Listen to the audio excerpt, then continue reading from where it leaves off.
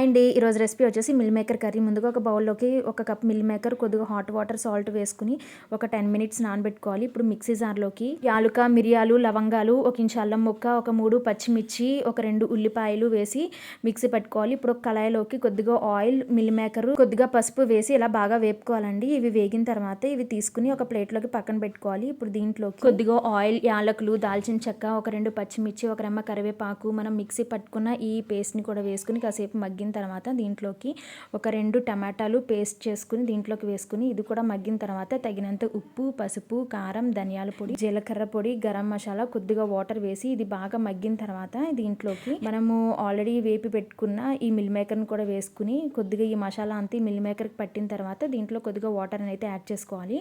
ఇప్పుడు ఒక spoon curd వేసుకుని దీంట్లోకి ఒక గుప్పుడు కొత్తిమీర, కసూరి మేతి వేసుకుని 2 నిమిషాలు మగ్గిన తర్వాత స్టవ్ ఆపేసుకోవాలి. వీడియో నచ్చితే సబ్స్క్రైబ్.